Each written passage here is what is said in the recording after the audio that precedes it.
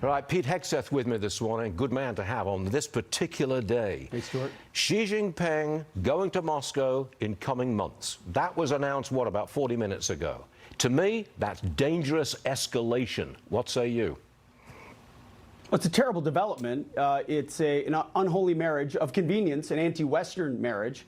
And let's be clear: this violence and risk is because of this provocation is because of weakness. I mean, it started under, and I'm not saying this politically. This is just, if you look at that region, under Obama, Vladimir Putin took what he could. It stopped under Trump and immediately began under Biden.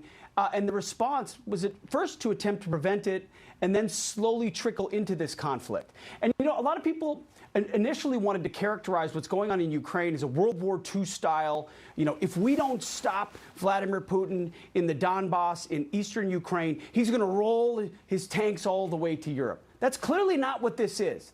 This is a lot more, and you're a student of history, Stuart, this is a lot more starting to look like a World War I scenario, where alliances start to develop across Europe. Nobody really thinks war is imminent on a wider scale, but because of one assassination and one miscalculation and one escalation, now you're in a wider war that no one ever wanted, which is beneficial to nobody, when really, and I'm not saying this, I'm not apologizing for Vladimir Putin, he effectively wants his stuff back, which is an unfortunate regional aggressive approach.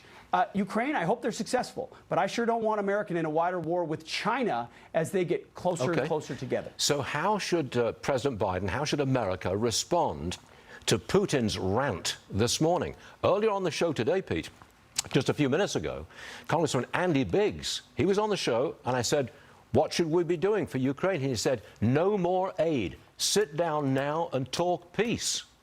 What do you say to that? You know, I've historically been about as hawkish as they come, Stuart. I had years and years of talking about winning wars in Iraq and Afghanistan. I'm a neoconservative mugged by reality. And you can talk about winning wars all you want, but tell me what that looks like. What is the end state? How many of our own resources are we going to drain when we have bigger conflicts around the globe? I agree with Andy Biggs. I do. Like, at this point, Ukraine, I'm rooting for you. I want you to stand up to Putin, but this can't be something America funds at the risk of further escalation and America involvement when it really is China who's the big dog we're worried about. Now we've driven China into the hands of Russia, who's already working with Iran. It's the new axis of evil, and they're hoping this weakens us further, just like Afghanistan did, so they can fill voids. Taiwan is ripe for the taking. We are weaker as a result. We can't even recruit people into our military, and we're infecting our young kids with the disease that they believe America's a bad place. They think it's ripe for the taking. But isn't that defeat? Sometimes there's, I mean, you can call it defeat. Is it really our war? Joe Biden has made it our war. I think it's sometimes you have to make a calculation what is in your best national interest, America's national interest at this point. I don't believe Vladimir Putin wants to take Poland. I don't believe Vladimir Putin's going to head to Paris. And as a result, I hope the Ukrainians win. We can give them limited diplomatic, whatever. But sending them F-16s, which all the hawks want right now, means China will give them military assistance. Now we've got China versus the U.S. and Vladimir Putin in Ukraine. The calls will be for American troops.